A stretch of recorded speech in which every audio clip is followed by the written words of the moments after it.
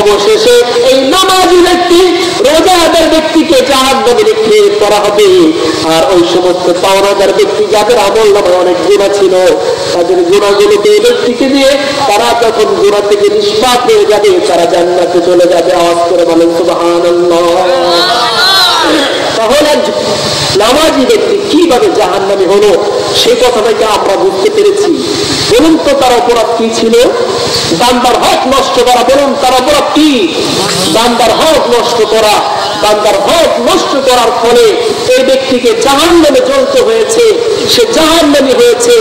আমরা যদি এভাবে হুকুকুল ইবাদ যেটাকে বলে, এটা যদি আমরা নষ্ট করি, বান্দার এক টাকা আমরা অন্যায়ভাবে আত্মসাৎ করি, সামান্য পরিমাণ জিনিসটা আমরা নষ্ট করি, আমাদেরকে সেটাকে জাহান্নামে যেতে হবে। নামাজ তো পড়বই, রোজা তো রাখবই, হজ যাকাত যার যে পরিমাণ নিসাবের মালিক সেটা তো আমরা আদায় করবই। কিন্তু তার পাশাপাশি এই সমস্ত বান্দার হক সম্পর্কে আমাদেরকে সর্বদাই সোচ্চার থাকতে হবে।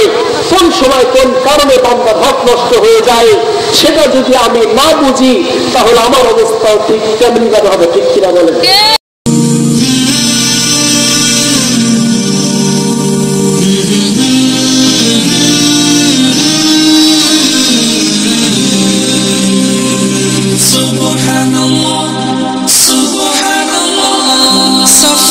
সফর শহর শহর। এবার ফারুক রাদিয়াল্লাহু তাআলা বললেন, হে বাদশা, হে বাবা, ঠিক আছে, তোমার মতো একজন মানুষ যতদিন পর্যন্ত এই পৃথিবীতে বসবাস করবে ততদিন পর্যন্ত সফলতার কল্যাণ তোমাদের পদচুম্বন করবে। তাহলে এরকম নেককার আর খোদাবীর মানুষ যদি আমরা হতে পারতাম, তাহলে আমাদের সাহস হতো কোনো মানুষের হক নষ্ট করার। কথা বলেন, সাহস হতো? সাহস হতো না। সে ভয় আমার অন্তরে আছে? অন্তরে নাই। আল্লাহর রাসূল তাই বলেন, লাতুআদ্দুন্নাল হুকুকা ইলা আহলিহা ইয়াওমাল কিয়ামাহ। আমার উম্মতেরা, তোমরা কি ভেবেছো আমি গোপন গোপনে কিছু মানুষের অন্যায় বিচার করে ফেলবো? তার টাকা পয়সাকে চুরি ডাকাতি করে নিয়ে যাবো, আর কেউ দেখবে না, আমি তো বেঁচে যেতে পারবো না? না, শোনো,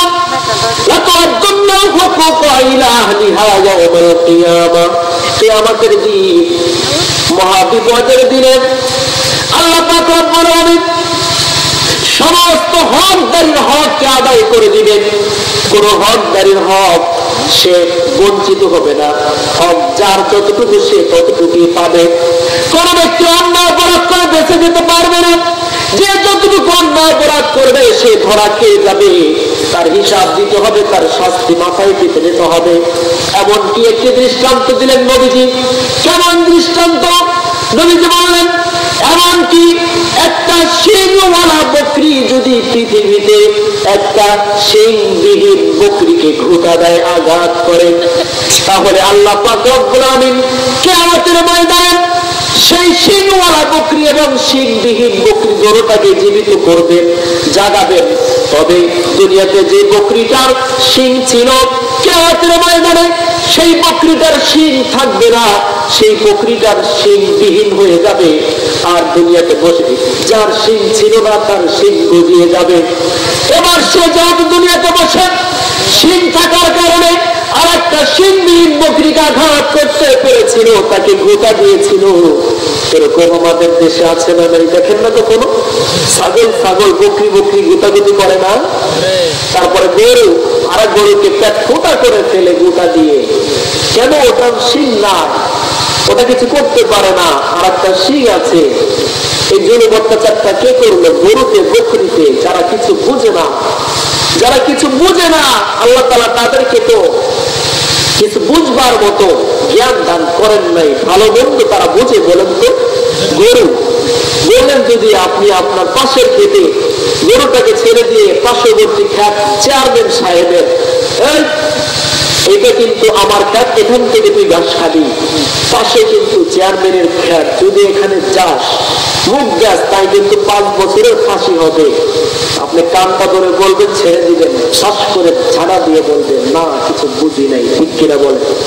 সে কি বুঝবে যেটা চেয়ারম্যানের খ্যাত, এটা মালিকের খ্যাত, এখান থেকে খেতে হবে, ওখানে যাওয়া যাবে না, তাই 5 বছরের জেল হবে, মামলা হবে? এই বুঝ তার আছে? নাই। তাহলে যার এই বুঝ নাই, সেই প্রাণীটার বিচার যদি এভাবে হতে পারে, যার একটা শিং ছিল সে ওই কিয়ামতের ময়দানে শিংবিহীন হয়ে যাবে। নবীজি বলছেন হাত্তা ইউকাদানি শাতিল জালহাই মিনাশ শাতিল করনা, শিংবিহীন যে বকরিটা থাকবে, যার ফলে তার নির্যাতন সহ্য করতে হয়েছিল, সে দুনিয়াতে বসে শিংওয়ালা একটা বকরির ঘুষা খেয়েছিল, কষ্ট পেয়েছিল, সে কিয়ামতের ময়দানে তার বিচার হবে। তবে একটু পার্থক্য আছে মানুষের বিচার আর তার বিচারের। পার্থক্যটা হলো মানুষের বিচারের পরে এমনটা নয় যে তোমাকে একজন হত্যা করেছে, তুমিও তাকে তরবারি করে হত্যা করে দিলে তারপরে বিচার শেষ। মানুষের বিচার এমন নয়, প্রাণীর বিচার এমন, ধোঁকা দিয়েছে তো তাকে আর একটা পাল্টা ধোঁকা দেবে, তাদের বিচার শেষ, এবার তারা মাটির সাথে মিশে যাবে। আর তাদের কোনো হায়াত মওয়াত জিন্দেগি ভালো মন্দ জান্নাত জাহান্নাম কিছু না। কিন্তু মানুষের জান্নাত জাহান্নাম আছে না নাই? আছে। মানুষ যদি কাউকে একটা থাপ্পড় দেয় আর সেই ব্যক্তি যদি এই থাপ্পড়ের দাবি না ছাড়ে, কিয়ামতের ময়দানে আপনাকে দ্বারা আল্লাহ একটা থাপ্পড় দেওয়াবে না, যে থাপ্পড় একটা দিয়ে ফেলে তোমাদের বিচার শেষ, এবার তোমরা মরে যাও, এমনটা হবে অবস্থা। এবার বলবে থাপ্পড় দাও না দাও, বিচার তো এর কারণে তোমার জন্য জাহান্নাম, জাহান্নামে যাও। জাহান্নামে আমরা সে সমস্ত শাস্তি কোনদিন সহ্য করতে পারবো না, ঠিক কিনা বল? এজন্যই বলছি আল্লাহ পাক রব্বুল আলামিনের প্রিয় হাবিব তাই বলে দিলেন উম্মতেরা রে, একটা প্রাণীর থেকে যদি যথাযথভাবে হক আদায় করা যেতে পারে এবং কিয়ামতের ময়দানে তার হককে আদায় করা হবে, তাহলে তুমি মানুষ, তোমার হক তো আরো ভালো করে আদায় করা হবে। সুতরাং খুব সাবধানে থাকবেন। তাই নবী করিম সাল্লাল্লাহু আলাইহি ওয়াসাল্লাম বললেন, মান আখাযা শিবরাম মিনাল আরদি যুলমান ফাইন্নাহু ইউতাওয়াকুহু ইয়াওমাল কিয়ামাতি মিন সাবরি আরদিন। যদি কোনো ব্যক্তি অপর কোনো ব্যক্তির জমিকে 1 বিঘা পরিমাণ আত্মসাৎ করে, অন্যায় অবিচার করে, জুলুম করে গোপনে গোপনে নিয়ে যায়, তাহলে কিয়ামতের ময়দানে এই 1 বিঘা জমি নেয়ার কারণে 7 তবক জমিন থেকে সেই পরিমাণ জমি তার গলায় ঝুলিয়ে দেওয়া হবে। নাউযুবিল্লাহ বলে। তাহলে আমরা আজকে আইন খেলি, আমরা পিলার গাড়া থেকে আমার এবং পার্শ্ববর্তী জমির মালিকের জায়গাতে ঝগড়া ফাসাদ করে, অন্যায় অবিচার করে, জানা সত্ত্বেও আমরা 1 বিঘা 1 হাত অন্যায় অবিচার করে মারামারি করে নিয়ে ফেলি কি ফেলি না? আমাদের খুব সাবধান থাকতে হবে ভাই। আজকে আমাদের দেশে কিন্তু জায়গা জমি নিয়ে মারামারি একেবারে বেশি হয়, এটা কি আপনারা বিশ্বাস করেন? জায়গা জমি নিয়ে মারামারি বেশি, প্রত্যেক দিন হচ্ছে। আমরা তো দেখি কি নিয়ে ভাবছে, মার্ডার, কি নিয়ে জায়গা জমি নিয়ে গ্যাঞ্জাম চলে, সেজন্য হত্যা হয়েছে, মারামারি, জেল। কেন? জায়গা জমি, শুধু জায়গা জমি। বলি ভাই, 1 বিঘা জায়গার জন্য মারামারি করে দুটা মরে, এই পাশের বাড়িওয়ালা মরে, এই পাশেরটাও মরে। 1 বিঘা জায়গা কেউ জাহান্নামে, জান্নাতে, কবরে, কেউ পরকালে চিরস্থায়ী জিন্দেগিতে নিয়ে যেতে পারে। এর দ্বারা তো সে জান্নাত পাবে না, বরং এর দ্বারা হবে কি জাহান্নাম। কবরে তো যাবে না, কবরে তো মাত্র 3.5 হাত জায়গা আপনাকে দেয়া হবে। সেটা কিছুদিন পরে জায়গা ছট করলে আপনার কবরের উপর আরেকটা কবর দেওয়া হতে পারে কি পারে না? যেখানে জায়গার ছট কয়েক বছর পরে পরে মাটি দেয় ভরপুর করে আবার সেখানে কবর দেয়। তাহলে আপনি তো 3.5 হাত জায়গা পাইলেন না, কিন্তু কবরে আপনি কি নিয়ে গেলেন? মারামারি কাটাকাটি তো আমরা করে সবকিছু শেষ ফেলি। আমাদের সাথে কেউ গেছে, জায়গা যাবে সাথে? যাবে না। কাফন হবে আমার আপনার আপন, ঠিক কিনা বলেন? এই কাপড়ের কাপড়টা কিছুদিন পরে পচে যাবে, গলে যাবে। তাহলে এই সমস্ত জায়গা জমিন নিয়ে আর মারামারি করে কাটাকাটি করে কি লাভ? ছেড়ে দিবেন। ঠিক আছে ভাই, তুমি দাবি করেছো, ওকে, এটা তুমি নাও। দুনিয়াতে আর কি হবে, একটা গাছের জন্য আমরা মারামারি, গাছের ডাল একটা পড়ছে আমার জমিনে, তোমার গাছের ডাল আমার জমিনে কেন পড়লো, তোমার টিনের পানি আমার এখানে কেন আসলো, একের পর এক মারামারি হতে হতে মারার পর্যন্ত চলে যায় কি যায় না? তাহলে পারস্পরিক থাকতে হবে ভালোবাসা, আনন্দ, মায়া, উল্লাস দিয়ে, যে আমরা পারস্পরিক একটা আন্তরিকতা আমাদের ভিতরে থাকবে। এটা হচ্ছে মুসলমানদের কাজ। কারণ নবীজি বলেছেন, আল মুসলিমুনা কারাজুলিন ওয়াহিদ, মুসলমান হচ্ছে একটা মানুষের ন্যায়। যেমন কয়টা মানুষের ন্যায়? একটা মানুষের ন্যায়। একটা দেহ যেমন সুস্থ থাকতে হলে আপনার হাত পা সবকিছুকে নিজের আপন মনে করতে হবে। একটা হাত একটা পা বিপদে পড়ে গেলে, ক্ষত হয়ে গেলে তাড়াতাড়ি চিকিৎসা করবার জন্য আপনি চেষ্টা চালান, কত টাকা ব্যয় করেন। তাহলে পারস্পরিক মুসলমানরা যদি একটা দেহের ন্যায় হয়ে থাকে, তাহলে একটা দেহকে কোনো ব্যক্তি কষ্ট দিতে পারবে? আপনি কি চাইবেন আপনার হাতটাকে কেটে ফেলতে, পাটাকে কেটে ফেলতে? তাহলে আমাদের পারস্পরিক মুসলমানরা হচ্ছে ভাই ভাই, আর মুসলিম আকুল মুসলিম, মুসলমান মুসলমানের ভাই। তাহলে ভাই ভাইয়ের সাথে যারা মারামারি করে তাদের জন্য জান্নাত নাই, ঠিক কিনা বলেন? আমার মুসলমান বন্ধুগণ, তাই নবী করিম সাল্লাল্লাহু আলাইহি ওয়াসাল্লাম বললেন, কোন ব্যক্তির প্রতি যদি জুলুম করে, অন্যায় অবিচার করে, তাহলে সে বান্দা যতক্ষণ পর্যন্ত তাকে মাফ না করবে, তাকে ক্ষমা না করবে, ততক্ষণ পর্যন্ত সে বান্দা আল্লাহ পাক রব্বুল আলামিনের জাহান্নাম থেকে নিষ্কৃতি পাবে না। তাই নবী করিম সাল্লাল্লাহু আলাইহি ওয়াসাল্লাম বললেন, মান নাখাযা আরদান বিগাইরি হাক্কিহা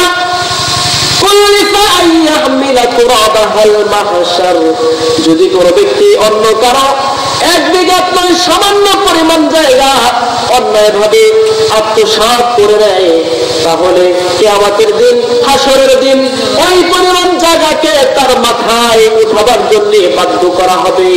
বলা হবে, তুমি যেই পরিমাণ জায়গা তুমি দখল করেছো, সেই 7 কদম জমিন থেকে সেই পরিমাণ জায়গা মাথায় করে নিয়ে থাকো, যতক্ষণ পর্যন্ত সমস্ত মানুষের হিসাব নিকাশ না হবে, ততক্ষণ পর্যন্ত এক শাস্তি হচ্ছে সেই পরিমাণ জায়গাকে গলায় বেড়ে পড়িয়ে দেওয়া হবে, আর এক শাস্তি হচ্ছে সেই পরিমাণ জায়গাকে মাথায় উঠিয়ে দেওয়া হবে। এবার আপনাদের কাছে প্রশ্ন হলো, আমরা সেই পরিমাণ জায়গা গলায় ঝুলিয়ে রাখতে পারবো কি? আমরা সেই পরিমাণ জায়গা মাথায় রাখতে পারবো কি? পারবো না। এক টুকরি জায়গা, এক টুকরি মাটি তো আমরা সারাদিন যদি কাটি, অর্ধেক দিন কাটতে পারি, তারপর তো এমনিতে ক্লান্ত হয়ে যায়।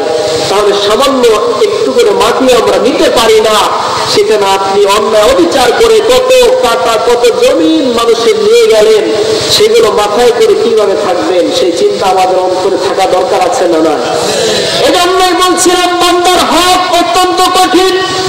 তাই নবী করিম সাল্লাল্লাহু আলাইহি ওয়াসাল্লাম বললেন, কাউকে ধোঁকা দেওয়া যাবে না।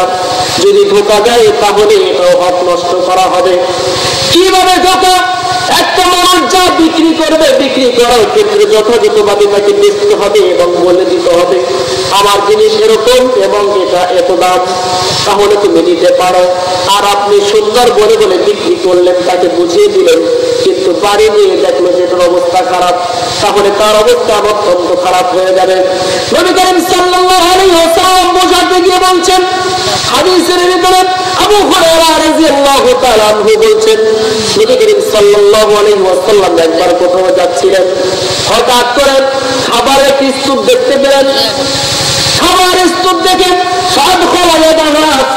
সেখানে নবী করিম সাল্লাল্লাহু আলাইহি ওয়াসাল্লামের হাতকে প্রবেশ করালেন, ঢুকিয়ে দিলেন খাবারের স্তূপের ভিতরে।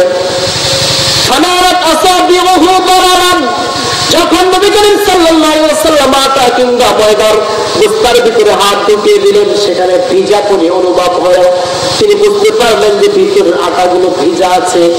তাই নবী করিম সাল্লাল্লাহু আলাইহি ওয়াসাল্লাম বললেন, হে দোকানদার ভাই, মা হাযা ইয়া সাহিবাত তাওয়াব, তোমার খারাপ অবস্থা এমন কেন? ভিতরে কেন পচে গেছে, গলে গেছে, ভিজে গেছে? এবার সেই দোকানদার ব্যক্তি অর্থাৎ সাহাবী তিনি বলছেন নাসাবাতুহুল মাউ ইয়া রাসূলুল্লাহ, হে আল্লাহর নবী, আমি তো ইচ্ছা করে ভিতরে পানি প্রবেশ করাই নাই, আকাশ থেকে বৃষ্টি পড়েছে, তাই খাবারগুলো ভিজে গেছে, সেই অবস্থাতে রয়েছে, আমি আর এটা বিক্রি করবার জন্য উপরি ভাগে উঠে রাখি নাই। এখানে আমাদের শিক্ষা দেখলেন, আমাদের দেশে আলু বেচে, পেঁয়াজ বেচে, কত রকমের কত ফল ফলাদি বেচে, গোস বিক্রি করে, ডিম বেচে, অনেক কিছু তরি তরকারি অভাব নাই। এইখানে আমাদের যারা ব্যবসা আমরা করি তাদের জন্য শিক্ষা হচ্ছে, আমি যেটা বেচবো পচা থাকলে পচাটাকে উপরি ভাগে উঠিয়ে রাখতে হবে। আলু আপনাকে 2 কেজি আলু মেপে দিয়েছে, আর আপনি বাড়িতে এনে দেখেন 5-6টা আলু তার ভিতরে পচে গেছে, আছে না? অনেক আছে। পেঁয়াজ কিনছেন, রসুন কিনছেন, নষ্ট হয়ে গেছে। এভাবে আমাদেরকে যারা এই সমস্ত দোকানদারেরা ধোঁকা দেয় তাদের জন্য এখানে শিক্ষা। এই যে আটা ভিজে গিয়েছিল সে কিন্তু ইচ্ছা করে ভিজায় নাই, কিন্তু নবী বললেন আফালা জাআলতাহু ফাওকা আত, হে দোকানদার ভাই, তোমার ভিতরের আটাটা নষ্ট হয়ে গেছে, উপরে পিঠফাট, ভিতরে সদরগা, তাহলে তুমি এই খাবারটাকে, নষ্ট খাবারটাকে উপরি ভাগে কেন রাখলে না? হাত্তা ইয়ারাহুন নাস, যাতে করে মানুষ দেখতে পারে যে তোমার এই খাবারটা নষ্ট। অতএব তার দাম যতটুকু হয় ততটুকু দিয়ে পছন্দ হলে নেবে, না হয় নিবে না। কিন্তু তুমি সেটা না করে ভিতরে কেন রাখলে? তুমি কেন করলে? সাহাবীর কোন উত্তর আছে? কোন জবাব নাই, কারণ পানি তো ইচ্ছা করে ফেলে নাই। ইচ্ছা করে ফেলেছিল? ফেলে নাই। এবার সাহাবী কোনো কথা বললেন না। তাই নবী করিম সাল্লাল্লাহু আলাইহি ওয়াসাল্লাম তাকে ধমকি দিয়ে বললেন, তুমি কথা বলো আর না বলো, তুমি কেন এইভাবে ধোঁকা দিচ্ছ আমার উম্মতদেরকে? তোমার খাবার নষ্ট হয়ে গেছে, তুমি কি পরিমাণ খাবার আমার উম্মতদের কাছে বিক্রি করবে সেটা তুমি স্পষ্ট করে বেচবে। এর দাম এত, এখানে এতগুলো পচা রয়েছে, আর এটা ইনটেক খুব ভালো রয়েছে, তুমি সেটা না করে কেন ভিতরে লুকিয়ে রাখলে? মান গশা ফালাইসা মিন্না, এভাবে যারা আমার উম্মতদেরকে ধোঁকা দিবে তারা আমার উম্মতের অন্তর্ভুক্ত নয়। তাহলে একজন সাহাবী দোকানদার করছিলেন, আর তিনি এইভাবে এই জিনিসগুলোকে বিক্রি করছিলেন। তো নবীজি বলছেন, এভাবে ধোঁকা যারা দেয় তারা আমার উম্মতের অন্তর্ভুক্ত নয়। বাজারে গোছ কিনতে গেছেন, আপনাকে 1 কেজি গোছের ভিতরে হাড্ডি দিয়ে দিচ্ছে আধা কেজি, আছে না? নাই আছে। আমাদের এক উস্তাদ শেখ আহমদ সাহেব মাদ্রাজুল্লাহুল আলিয়া, তিনি দরসের ভিতরে একটি কথা বলেছিলেন হাটহাজারীতে। তো তিনি একবার গোছ কিনতে গিয়েছেন হাটহাজারীতেই। তো সকালবেলা গোছ কেনার পরে হুজুরকে দেখে সালাম, আসসালামু আলাইকুম, হুজুর কেমন আছেন? এতদিন পরে দেখা হইল, আসেন না। এবার বলতেছে, তো আসছি আজকে গোছ কেনার জন্য, গোছ দাও 2 কেজি। এবার খাবেন খুব যাচাই, হুজুরকে ভালো দেখে 2 কেজি গোছ দিয়ে দেয়। এবার গোছ মাইপেট এটা দিচ্ছে, ভাই ভালোটা দিস। পরে দাম কত? হুজুর থেকে 1000 টাকা রাখছে, কম রাখছে, কিন্তু 600-650 করে বিক্রি করে। হুজুর মানুষ যেহেতু আমি কম রাখলাম, নেন দোয়া করেন, খাইলে বলে কি বলে না, হুজুর মানুষ কম রাখলাম, দোয়া করেন হুজুর। তো হুজুরে খুশি মনে 200 টাকা কম পাইছে, বাড়িতে আনছে, আইনা দেখে কি গোছের ভিতরে বিশাল একটা অন্ধকোষ দিয়ে দিচ্ছে। কথা বুঝেন নাই মনে হয়। গোছ আছে, গোছ আছে কতটুকু? গোছ আছে সামান্য, কিন্তু দিয়ে দিচ্ছে কোনটা? অন্য একটা জিনিস বলতেছে বেশিও দিয়ে দিতাম, দোয়া করেন খায়া। তাহলে এইভাবে ধোঁকা যারা দেয় তাদের সম্পর্কে নবীজি বলছেন তারা আমার উম্মত না। আর এইভাবে ধোঁকাবাজ আমাদের দেশে আছে না? নাই, সব জায়গাতে আছে। আপনি আপেল, কমলা, আঙ্গুর ফল, ফল ফলাদি, এগুলো তো একটু ভেজাল বেশি দিয়ে থাকে। গোছ কিনতে যাবেন, ফল ফলাদি কিনবেন, আলু কিনবেন, সবকিছু কিনবেন। এখান থেকে আমাদের শিক্ষা ভাই, আমরা যারা ব্যবসা করি, ভাইকে আমার যতটুকু পর্যন্ত যায়, আমি সকলকে বলবো, ভাই আপনি যে কিছুর ব্যবসা করেন না কেন সেটা স্পষ্ট করে মানুষের কাছে উপস্থাপন করতে হবে। ভাই এটার দাম এত, তোমার পছন্দ হলে নাও, কিন্তু মুখ বান বলে আপনি কি মোবাইল বিক্রি করবেন, একটা সাইকেল বিক্রি করবেন, একটা মোটর সাইকেল বিক্রি করবেন, তাকে স্পষ্ট ভাবে বলে দেন আমার মোবাইলে কিন্তু ভাই চার্জ বেশি থাকে না, এটা চার্জ কিন্তু 1 ঘন্টাও থাকে না, এবং নেটওয়ার্ক কম পায়। এগুলো সব বলে দেন, আপনি না ভাই খুব ভালো, কোনো সমস্যা নাই, আপনি নিজে অনেক কাজ করতে পারবেন, এটা পরিপূর্ণ ফুল নেটওয়ার্ক থাকে। এই যে ধোঁকা দিয়ে বিক্রি করছে মিথ্যা বলে বলে, নবীজির লাল ও তার অভিশাপ এখানে কিন্তু করবে। নবী করিম সাল্লাল্লাহু আলাইহি ওয়াসাল্লাম তাই বললেন, মান দাআ আইবান লাম ইউনাব্বিহি লাম ইয়াজাল ফি মাকতিল্লাহি। নবী করিম সাল্লাল্লাহু আলাইহি ওয়াসাল্লাম বললেন, যারা এভাবে ত্রুটিযুক্ত কোন জিনিসের ত্রুটিকে মানুষের কাছে প্রকাশ না করে বেঁচে ফেলবে, বিক্রি করে ফেলবে, এই সমস্ত ব্যক্তিদের প্রতি সর্বদা আল্লাহ পাকের অসন্তুষ্ট নিমজ্জিত হয়ে থাকে, সর্বদা আল্লাহ পাক তাদের প্রতি নারাজ হয়ে থাকেন। আওলাম তাজালিল মালাইকাতু কালামুহু, অথবা ফেরেশতারা সর্বদা তাদের প্রতি অভিশাপ করতে থাকেন। তাহলে যারা এই সমস্ত ধোঁকা দিবে, ধোঁকা দিয়ে যারা বান্দাদের হক নষ্ট করবে, এভাবে তুমি যদি একটা বান্দার হক নষ্ট করো তাহলে কিয়ামতের দিন হিসাব দিতে হবে কি হবে না? আমার বন্ধুগণ, আপনি ব্যবসা করছেন আর আপনি ঠিক দাম দিলেন কিন্তু মাল ভেজাল দিয়ে দিলেন, সেখানে যত টাকা লস হয়েছে কিয়ামতের ময়দানে আপনার কতগুলো টাকার হিসাব তখন আল্লাহর দরবারে দিতে হবে। আর এই বান্দা তখন আপনার কাছে দাবি করবে, মামলা করবে, আল্লাহ পাকের কাছে বিচার দায়ের করবে, আল্লাহ এই ব্যক্তি আমাকে ঠকিয়েছে, আমাকে মেরেছে, আমাকে ধোঁকা দিয়েছে, এর বিচার আমি চাই। কঠিন একটি হাদিস আছে বলবো। এবার আসেন, শুধু ধোঁকা ব্যবসা বাণিজ্যের মধ্যে নয়, জায়গা জমিনের মধ্যে নয়, আমরা জীবন চলার পথে একে অপরের সাথে মারামারি বাজে কথা কাটাকাটি হয়, একজন অপরজনকে গালি দেই কি দেই না। নবী করিম সাল্লাল্লাহু আলাইহি ওয়াসাল্লাম বলছেন, সিবাবুল মুসলিমি ফুসুকুন ওয়া কিতালুহু কুফর। কোন মুসলমানকে গালি দেওয়া হচ্ছে ফাসিকি, হত্যা করা হচ্ছে কুফরি। তাহলে আমরা জীবন চলার পথে অনেক মানুষকে গালাগালি করে থাকি, স্বামী স্ত্রী গালাগালি করে থাকে, থাকে কি থাকে না? স্বামী স্ত্রী বাঁচছে, মার বাঁচছে, আপনি আপনার স্ত্রীর মা বাপ তুলে গালাগালি শুরু করে দিলেন। নবী করিম সাল্লাল্লাহু আলাইহি ওয়াসাল্লাম বলছেন যেটা আপনি বড় অপরাধ করেছেন। কোন মুসলমানকে গালি দিতে পারে না, ঠিক কিনা বলেন? একজনের সাথে আপনি চলাফেরা করছেন, পথে কোথাও যাচ্ছেন, কথা কাটাকাটি লেগেছে, আপনি গালাগালি শুরু করে দিলেন, তো সামান্য অপরাধ করেছে, আপনি একটা থাপ্পড় লাগিয়ে দিলেন, এই থাপ্পড়ের হিসাব কিয়ামতের ময়দানে আপনার দিতে হবে। তাই নবী করিম সাল্লাল্লাহু আলাইহি ওয়াসাল্লাম সাহাবীদেরকে জিজ্ঞাসা করলেন, হে সাহাবীরা, আতাদরুনা মাল মুফলিসু, তোমরা কি বলতে পারো নাকি সবচেয়ে গরীব কোন ব্যক্তি? আমার মুসলমান বন্ধুগণ, খুব গভীর মনোযোগ দিয়ে শুনবো এবং নরম দিলে শুনবো, কারণ নবী করিম সাল্লাল্লাহু আলাইহি ওয়াসাল্লাম উম্মতদেরকে শিক্ষা দিয়েছেন, উম্মতেরা রে, তোমরা একজনকে থাপ্পড় দাও, একজন আর বাদাম খাও, একজনকে গালি দাও, একজন আর নামে গীবত শেখায়ত করো, আর একজনকে হত্যা করো। দেখো হুকুকিবাদ সম্পর্কে কত কঠোর ভবিষ্যৎবাণী দেওয়া হয়েছে। কোন বান্দা যদি একজন বান্দার সম্মান পর্যন্ত রক্ষা করে, অপমান করে, তাকে বেইজ্জতি করে, এটাও তার হক নষ্ট করা হয়ে যাবে। তাই নবী করিম সাল্লাল্লাহু আলাইহি ওয়াসাল্লাম শিক্ষা দেওয়ার জন্য বলেন, এরে সাহাবীরা, আতাদরুনা মাল মুফলিস, তোমরা কি বলতে পারো নাকি কিয়ামতের ময়দানে সবচেয়ে গরীব কে হয়ে যাবে? তোমাদের মধ্যে সবচেয়ে গরীব কোন ব্যক্তি? এবার সাহাবীরা বলেন, আল মুফলিসু ফিনা মান লা দিরহাম লাহু ওয়া লা মাতা। ইয়া রাসূলুল্লাহ, ইয়া হাবিবাল্লাহ, আমাদের মধ্যে গরীব হলো ওই সমস্ত ব্যক্তি যাদের কাছে দিনার নাই, যাদের কাছে দিরহাম নাই, টাকা নাই, পয়সা নাই, তারাই তো কেবলমাত্র গরীব। আর আমি যদি আপনাদের কাছে জিজ্ঞাসা করি, ভাই আপনাদের এলাকায় সবচেয়ে গরীব কোন ব্যক্তি, বলবেন কি? যার ঘর নাই, দোয়ার নাই, বাড়ি নাই। হুজুর, অমুক এলাকায় একটা মানুষ আছে, ওর বাবা নাই, স্বামী নাই, সে খুব গরীব, এটাই তো বলবে, ঠিক কিনা? টাকা নাই, যার পয়সা নাই, ঘর নাই, গাড়ি নাই, দোয়ার নাই, ঠিক কিনা? সাহাবীরা তাই বলেন, ইয়া রাসূলুল্লাহ, গরীব তো আমাদের মধ্যে যার কাছে দিনের দিরহাম নাই, এটাই তো গরীব। বাবার গরীব কে?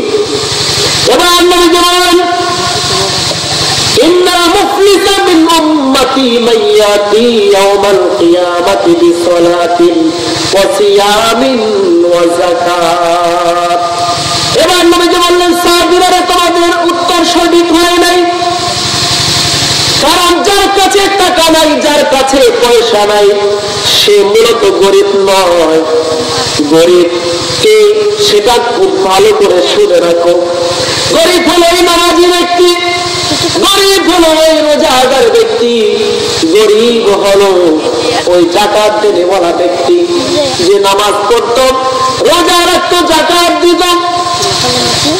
খুব ভালো করে শুনবেন নবী করিম সাল্লাল্লাহু আলাইহি ওয়াসাল্লাম কি বলেছেন, কি বললেন যে গরিব হচ্ছে আমার উম্মতের মধ্যে ওই ব্যক্তি যে নামাজ পড়ে, রোজা রাখে, হজ করে, যাকাত দেয়, তবে তার আমল শুধু এতটুকুই নয়, আরো কিছু বদ আমল আছে। বলেন কি আমল আছে? আওয়াজ করে বলেন কি আমল? খারাপ আমল আছে। নামাজ পড়লেই সে নাজাত পেয়ে যাবে না। হুকুকুল ইবাদ যেটাকে বলা হয়, তার গুরুত্ব হাদিস থেকে বোঝানো হয়েছে। বান্দা দেখো বান্দার হকের কতটা গুরুত্ব। নামাজ, রোজা, হজ, যাকাত সব করো, কিন্তু দেখো বান্দার হক যদি তুমি নষ্ট করো, তুমি কি নামাজ, রোজা, হজ, যাকাত দিয়ে জান্নাতে যেতে পারো, নাকি তোমাকে অবশেষে সেই বান্দার হক নষ্ট করার কারণে তুমি নামাজি হওয়া সত্ত্বেও, রোজাদার হওয়া সত্ত্বেও, তুমি হজ, যাকাত সমস্ত নেক আমল করা সত্ত্বেও তোমাকে কিভাবে জাহান্নামের আগুনে জ্বলতে হয়। দেখো আমার ভাইয়েরা, তাই নবীজি বললেন আমার উম্মতের মধ্যে সবচেয়ে গরিব হলো এই ব্যক্তি মাইয়াতি ইয়াউমাল কিয়ামাতি বিসসালাতিন ওয়া সিয়ামিন ওয়া যাকাত, যারা অনেক নামাজের সাথ নিয়ে কিয়ামতের ময়দানে উঠবে। শুধু 5 ওয়াক্ত নামাজই নয়, তারা 5 ওয়াক্ত নামাজের সাথে তাহাজ্জুদ, তাহাজ্জুদের সাথে ইশরাক, চার আওয়াবিন, যত রকমের যত ফরজ, ওয়াজিব, সুন্নাত, মুস্তাহাব, নফল নামাজ আছে, সমস্ত নামাজের সওয়াব কিয়ামতের ময়দানে নিয়ে উঠবে। এবং যত রকমের যত রোজা আছে, ফরজ রোজা, শাওয়ালের 6 রোজা, ইয়ামের 20 রোজা, যত রকমের যত ওয়াজিব, সুন্নাত, নফল রোজা আছে, সমস্ত রোজার নেকিও কিয়ামতের ময়দানে নিয়ে উঠবে। শুধু তাই নয়, এবং যত রকমের যত দান সদকা আছে, সর্বপ্রকার দান সদকা তিনি করতো, যাকাত দিত, যথাযথভাবে যাকাত প্রদান করত। যেখানে গরিব মানুষ থাকতো তাদেরকে তিনি যত সম্ভব চেষ্টা করতেন উপকার করার, এভাবে দান সদকা করত। কিন্তু শুধু তাই নয়, নামাজের সওয়াব, রোজার সওয়াব, যাকাতের সওয়াব এত বেশি পরিমাণ হয়ে যেত যেন কিয়ামতের ময়দানে বিশাল বিশাল পাহাড় হয়ে যেত, তার সওয়াবের পাহাড় স্তূপ হয়ে যেত। এবং সাথে সাথে সে আরো কিছু মানুষদেরকে নিয়ে উঠবে, যারা তার সাথে সাথে উঠবে। এক নম্বর বললেন ওই সমস্ত ব্যক্তিরাও তার পিছনে পিছনে আল্লাহর কাছে যাবে, যাদেরকে ওই ব্যক্তি গালি দিয়েছিল। সাকামা মানে গালি দেওয়া। তুমি নামাজ পড়ো, কিন্তু তুমি মসজিদ থেকে বের হয়ে গিয়ে যখন তোমার শত্রুর সাথে দেখা হলো, বাড়ির পাশের কোন ব্যক্তির সাথে দেখা হলো, তাস করে একটা গালি মারি দিলে, অথবা তোমার স্ত্রী রান্না করতে দেরি করেছে, তার মা বাপকে একটা গালি মেরে দিলে, আছে না নাই? আছে। রান্না করতে দেরি হলে গালি দেয়, মারে। আমি বলি দেখতো আল্লাহ পাক তো তোমার খাদেম বানিয়েছেন, তোমার স্ত্রীকে তোমার অধীনে দিয়েছেন, তাই বলে তুমি তার প্রতি কিছু অত্যাচার করতে পারবে না। অধিকার তোমার নাই। তোমার উপরে যেমন তার হক রয়েছে, তার উপরেও তোমার হক আর অধিকার রয়েছে। তোমার স্ত্রী বিদায় তুমি খাওয়া দাও, বিদায় তুমি তাকে যে কোনো অবস্থাতে মারবে, সেটা পারবে না। তার প্রতি স্নান করতে হবে। আমরা আজকে সামাজিক ভাবে অনেকভাবে দুর্নীতিতে আছি, অনেক কষ্টে আছি। সমাজের ভিতরে অনেক আটল আর ফাটল সৃষ্টি হয়ে গেছে। স্বামী স্ত্রী মিল নাই, আছে না নাই? কেন নাই দোস্ত? তুমি স্বামী হিসাবে তোমার হক যদি তুমি যথাযথ আদায় করতে পারতে, তাহলে তোমার স্ত্রীর সাথে তোমার কোনো গ্যাঞ্জাম থাকতো না। আজকে স্বামীরা আমরা তাদের হক আদায় করি না।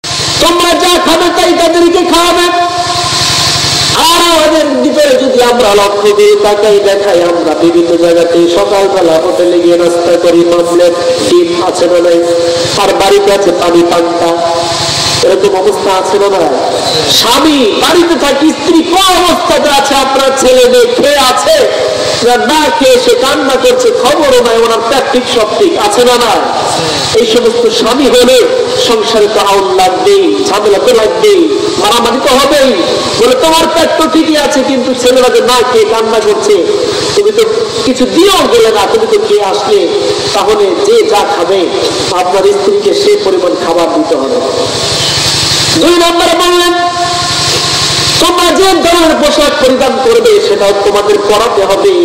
আমাদেরকে দেখা যায় আমরা ভালো ভালো পোশাক পরি, কিছুদিন পর পর একটা করে লুঙ্গি কিনি, গেঞ্জি কিনি, কিন্তু বছরে একবারও আপনার স্ত্রীকে একটা জামা দিলেন না, আছে না নাই?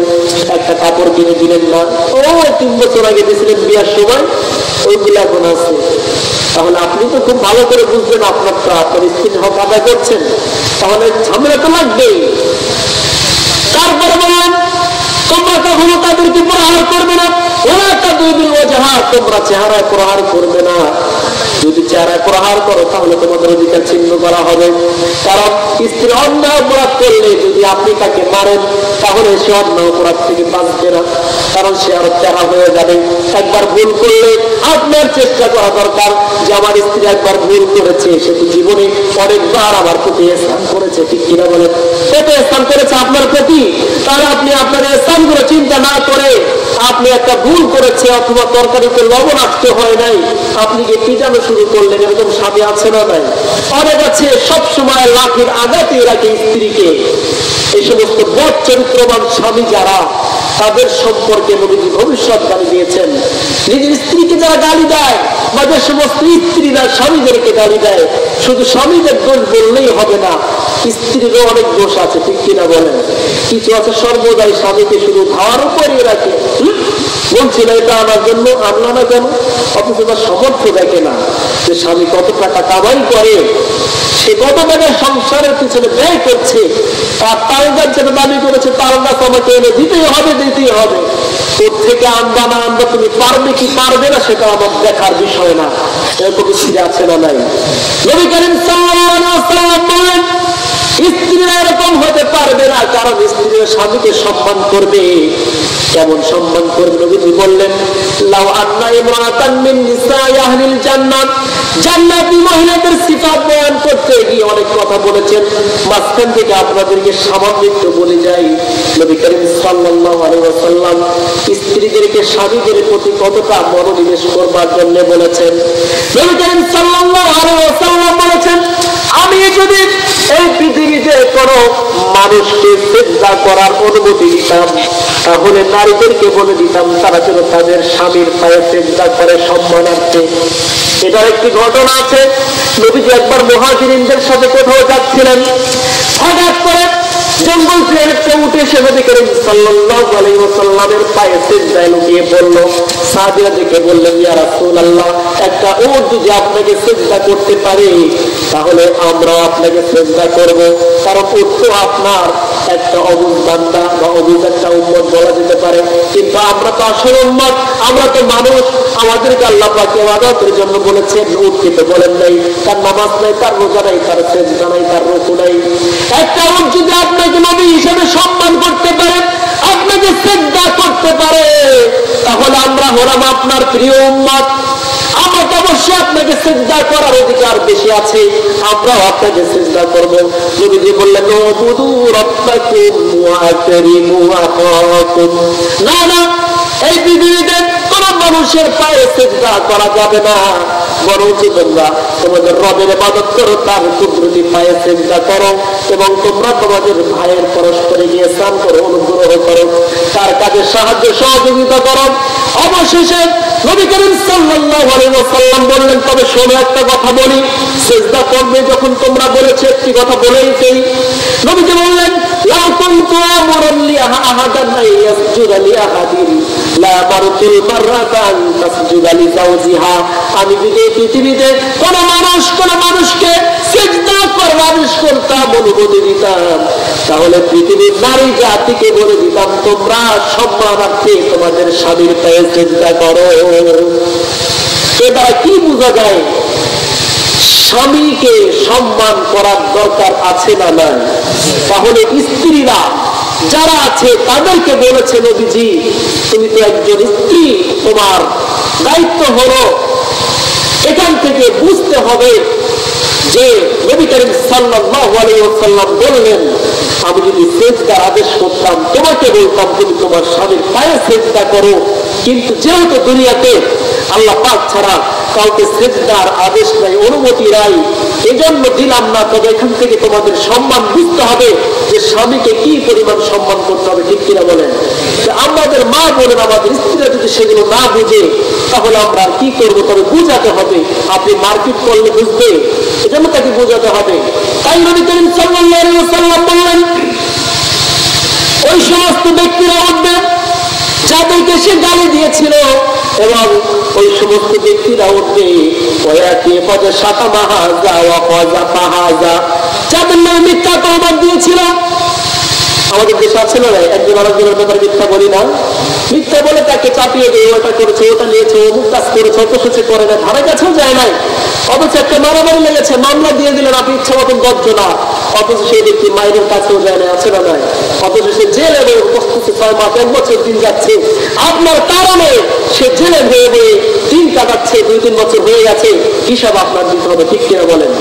এবার নবী করিম সাল্লাল্লাহু আলাইহি ওয়াসাল্লাম বললেন, ويأتي قد شتم هذا وقذف هذا وأكل مال هذا وسفك دم هذا وضرب هذا। ওই নামাজি ব্যক্তি, যাকাত দেওয়ার ব্যক্তি, ওই রোজাদার ব্যক্তি, সে তো নিজে ওই সওয়াব নিয়ে উঠবে। শুধু তাই নয়, তার ওই সমস্ত ব্যক্তিরা তার পিছনে পিছনে উঠবে যাদেরকে সে গালি দিয়েছিল। গালি দেওয়া অপরাধ নাকি সওয়াব? বলেন, অপরাধ না সওয়াব? অপরাধ। এবং যাদেরকে মিথ্যা তওবা দিয়েছিল, শুধু তাই নয়, যাদের মাল খেয়েছিল আকালা মালা হাজা, ওই যে বলেছিলাম বকরি দুধের থেকে একটা বাদাম কষ করে খেয়ে ফেলছেন, একটা গরু খেয়ে ফেলেছেন, না বলে আপনি অন্যায় ভাবে নিয়েছেন, দোকান থেকে বাকি খেয়েছেন, কিছুদিন পরে বলছেন টাকাতে দিয়ে ফেলেছি, দোকানদার বলছে টাকা দিতেন, টাকাটা দিলেন, তুই কাগজ নেই, নাম আমি কি করবো, ধারিয়ে দিয়ে দিয়ে রাইখে দিলেন, তো দোকানদারে টাকা দিচ্ছে, অথচ আপনি টাকা দেন না। সে টাকাগুলো কি ঋণ থেকে যাবে কি যাবে না? ঋণ থেকে যাবে। তাই নবী করিম সাল্লাল্লাহু আলাইহি ওয়াসাল্লাম বললেন, ওয়াসাফাকা তামাহাজা, অথবা তার এক ফোঁটা রক্ত ঝরিয়েছো, কাউকে তুমি মেরেছো, কাউকে তুমি হত্যা করেছো, দরাবা হাজা, কাউকে থাপ্পড় দিয়েছো, কাউকে মেরেছো, কাউকে প্রতি জুলুম অত্যাচার করেছো, রিস্কা ধরা চেয়ে বসেছে 20 টাকা, তুমি বলেছো 15 টাকা, সে বলেছে না ভাই 20 টাকা দিতে হবে, আপনি বললেন 10 টাকা, তুই কি চাস টাকা, 15 টাকা ভাড়া, 20 টাকা চাইলে কষে একটা থাপ্পড় দিয়ে দিয়েছেন। এরকম লোক আছে না? না।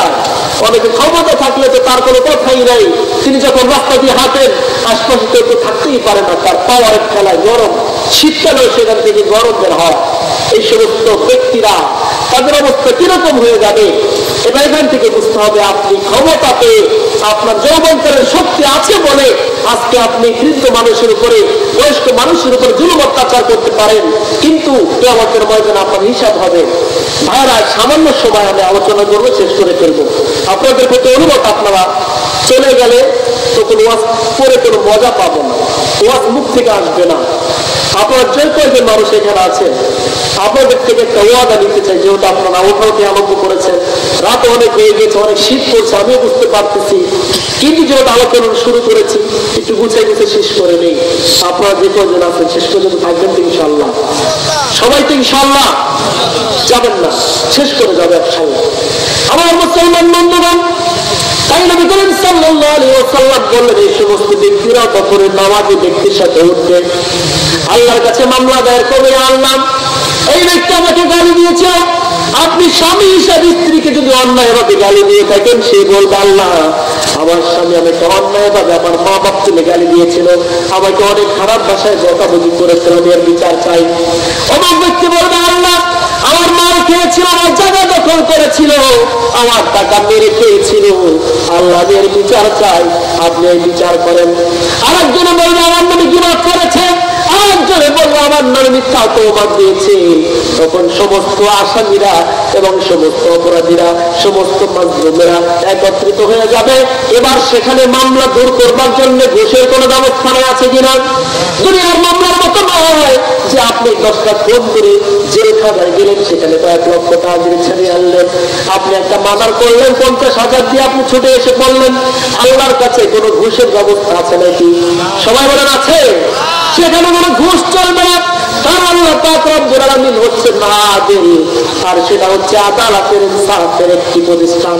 সেটা ইনসাফ ছাড়া কোনো কাজ হবে না। আল্লাহ পাক রব্বুল আলামিন ইনসাফের সাথে সমস্ত কাজ করবেন।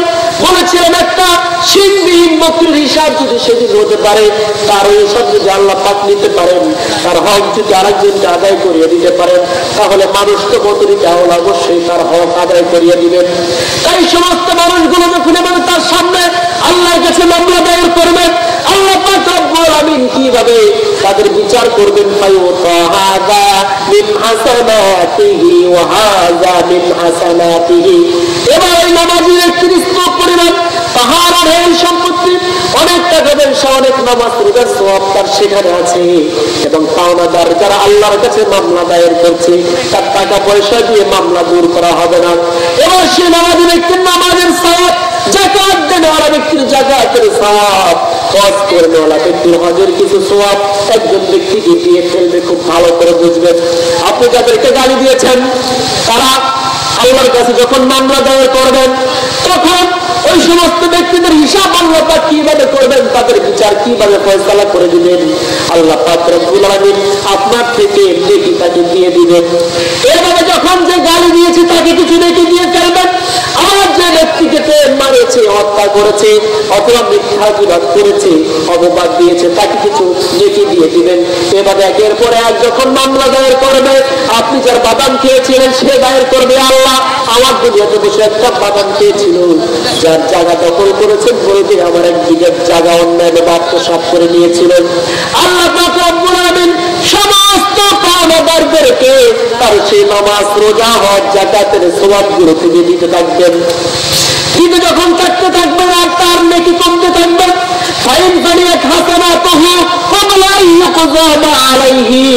যখন নাকি এক পর্যায়ে তার সমস্ত নেকগুলো শেষ হয়ে যাবে, পাওনাদার আর অনেক থেকে যাবে। কারণ আমাদের জীবন চলার পথে 40-50 বছরে কত মানুষের প্রতি আপনি জুলুম অত্যাচার করেছেন, কত মানুষের হক নষ্ট করেছেন, হিসাব করলে 1000 হতে পারে।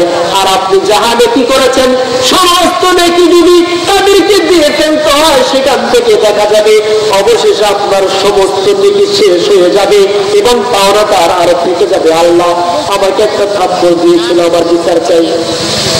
আল্লাহ পাক রব্বুল আলামিন কিভাবে বিচার করবেন? আল্লাহ পাক রব্বুল আলামিনের বিচার হলো উখিযা মিন খাতায়াহুম ফাতুরিহাত আলাইহি সুম্মা তুরিহাতিন নার।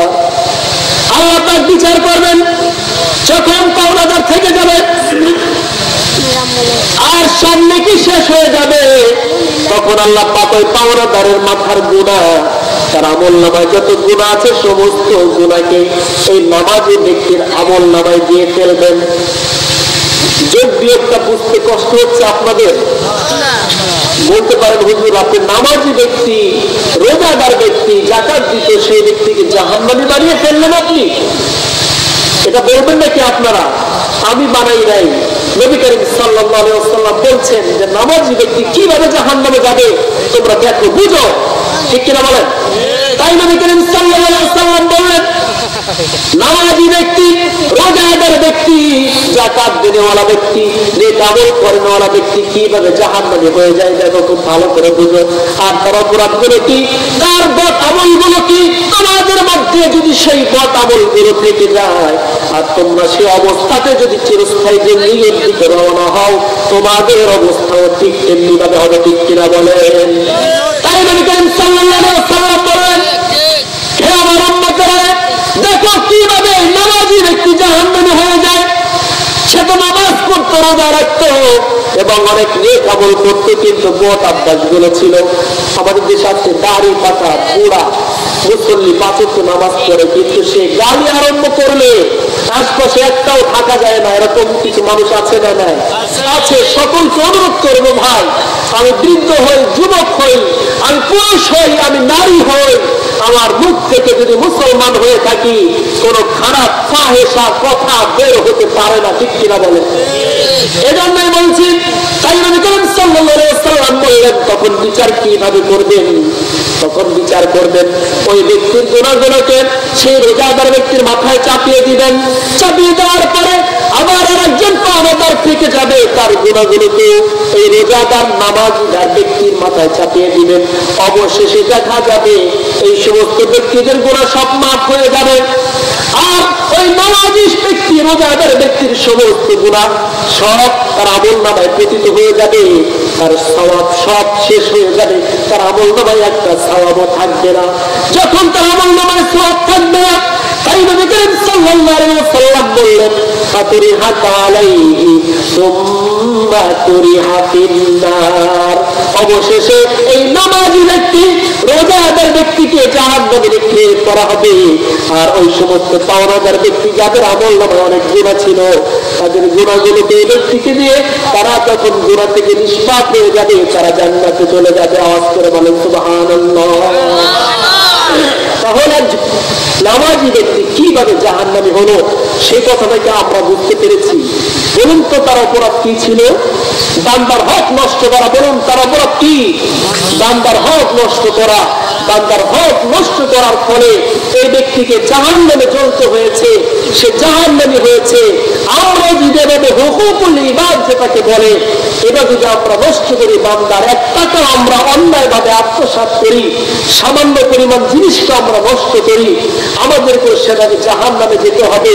নামাজ তো পড়বই, রোজা তো রাখবই, হজ যাকাত যার যে পরিমাণ নিসাবের মালিক সেটা তো আমরা আদায় করবই, কিন্তু তার পাশাপাশি এই সমস্ত বান্দার হক সম্পর্কে আমাদেরকে সর্বদাই সোচ্চার থাকতে হবে। কোন সময় কোন কারণে বান্দার হক নষ্ট হয়ে যায় সেটা যদি আমি না বুঝি, তাহলে আমার অবস্থা ঠিক কেমনি ভাবে হবে, ঠিক কিনা বলেন? আজকে আমি অনেক কষ্ট করে এসেছি, বাতাসে বাতাসে একেবারে ঠান্ডা লেগে গেছে, এখন মনে হয় গলা একেবারে ভেঙে গেছে। এদিকে একটু ঠান্ডা অনেক বেশি দেখা যাচ্ছে, আর চট্টগ্রামের দিকে অনেকটা গরম আছে, শহর থেকে এসেছি তো।